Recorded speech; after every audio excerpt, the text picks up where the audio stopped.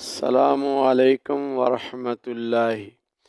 ناظرین، عنوان گفتگو ہے دنیا کی سب سے قیمتی چیز کیا ہے؟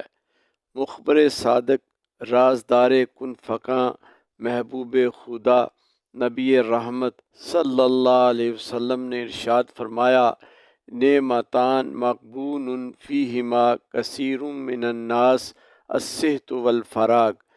دو نعمتوں کے بارے بہت سے لوگ غفلت کا شکار ہیں، ان کی بے قدری سے نقصان اٹھاتے ہیں، جن میں ایک صحت ہے اور دوسری فراغت یعنی فرصت کے لمحات۔ گویا صحت، تندرستی اور وقت کا شمار دنیا کی قیمتی چیزوں میں ہے، مگر مزید غور و فکر کریں تو دنیا کی قیمتی ترین چیز وقت ہے۔ اسی لیے دین اسلام میں وقت کی قدر و قیمت کا احساس تاکید سے دلایا گیا ہے۔ اللہ رب العزت نے مومنین کی صفات بیان کرتے ہوئے سورہ المومنین میں ارشاد فرمایا، والذین ہم عن اللغو معرضون، اور مومنین تو وہی ہیں جو لغو سے منہ موڑے رہتے ہیں، یعنی اہل ایمان تو وہ لوگ ہیں جو لغو یعنی بیہودہ باتوں اور بے فائدہ کاموں سے مکمل اجتناب برتتے ہیں اور اپنے میسر وقت کو بامقصد اور مفید سرگرمیوں میں صرف کرتے ہیں، کیونکہ اس حقیقت سے کون آگاہ نہیں کہ وقت کے بے مقصد گزر جانے کے بعد مقدر میں صرف پچھتاوا ہی رہ جاتا ہے۔ سیدنا ابو ہریرہ رضی اللہ عنہ سے مروی ہے کہ رسول اللہ صلی اللہ علیہ وسلم نے فرمایا، من حسن اسلام المرء ترکہ ما لا یعنی ہے، کسی شخص کے اسلام کا حسن یہ ہے کہ وہ بے فائدہ یعنی بے مقصد اور لا یعنی چیزوں کو چھوڑ دے۔ کامل مومن وہ شخص ہے جسے ہر وقت اپنی ذمہ داری کا احساس رہتا ہے، وہ سمجھتا ہے کہ دنیا دراصل ایک امتحان گاہ ہے۔ یہ احساس اس کو بالکل اس طالب علم کی طرح سنجیدہ اور مشغول اور منہمک بنا دیتا ہے جو امتحان کے کمرے میں بیٹھا اپنا پرچہ حل کر رہا ہو۔ جس طرح اس طالب علم کو یہ احساس ہوتا ہے کہ امتحان کے یہ چند گھنٹے اس کی آئندہ زندگی کے لیے فیصلہ کن ہیں، اور اس احساس کی وجہ سے وہ ان گھنٹوں کا ایک ایک لمحہ اپنے پرچے کو صحیح طریقے سے حل کرنے کی کوشش میں صرف کر ڈالنا چاہتا ہے اور ان کا کوئی سیکنڈ فضول ضائع کرنے کے لیے آمادہ نہیں ہوتا۔ ٹھیک اسی طرح مومن بھی دنیا کی اس زندگی کو انہی کاموں میں صرف کرتا ہے جو انجام کار کے لحاظ سے مفید ہوں، لہٰذا ایک لمحہ بھی ضائع کرنا مجرمانہ غفلت میں شمار ہوگا۔ امام شافعی رحمہ اللہ کہتے ہیں کہ صوفیہ کی دو باتوں نے مجھے بہت نفع دیا۔ ایک یہ کہ وقت کاٹ دینے والی تلوار ہے، اب اگر وقت کی تلوار کو اپنے ہاتھ اور کنٹرول میں لے لیں گے تو وقت سے کوئی نیکی یا فائدہ حاصل کر لیں گے، ورنہ وقت ہمیں کاٹ کر ضائع کر دے گا۔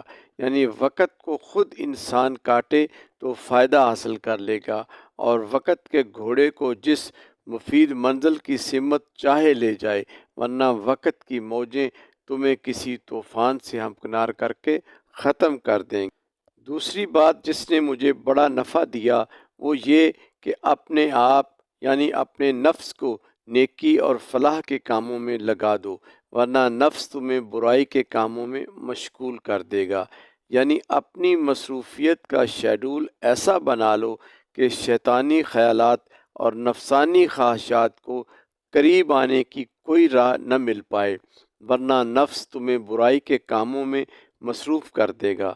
تو کیا کوئی عقل و شعور رکھنے والا شخص اس محدود سی زندگی میں سے کسی وقت کا ضائع کرنا گوارا کرے گا؟ اور وہ شاعر کہتا ہے وہ عاقل جو کہ آغاز میں سوچے انجام، ورنہ ناداں بھی سمجھ جاتا ہے کھوتے کھوتے۔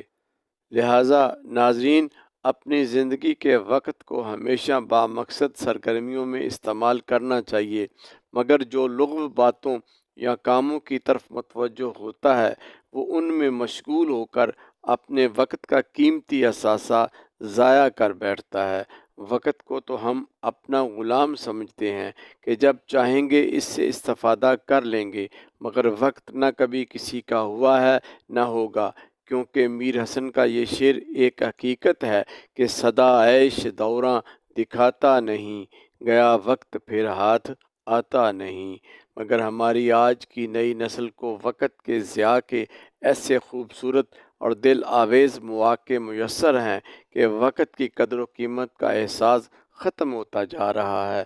موبائل پہ بے مقصد گھنٹوں مصروف رہنا، بیکار اور بیہودہ فلم دیکھنے میں رات گزار دینا، بے ہنگم میوزک سننا، بلا ضرورت شاپنگ کے لیے جانا، بے مقصد بازاروں گلیوں میں گھومنا، یہ سب وقت کا ضیاع نہیں تو اور کیا ہے؟